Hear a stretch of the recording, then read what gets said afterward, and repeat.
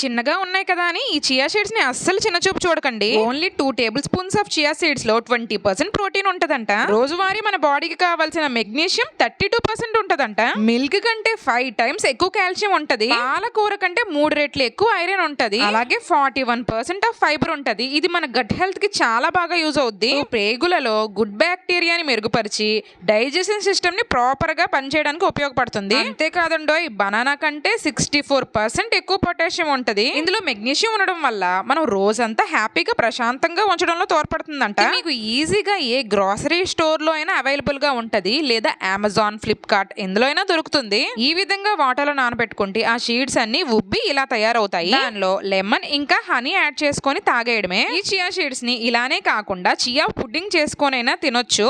ఏదో విధంగా మీ బాడీలోకి వెళ్ళడమే కావాలి. తక్కువ డబ్బులతో ఎక్కువ బెనిఫిట్స్. నచ్చితే ఒకసారి ట్రై చేయండి. అలాగే వీడియోకి లైక్ ఇచ్చేవచ్చు కదా.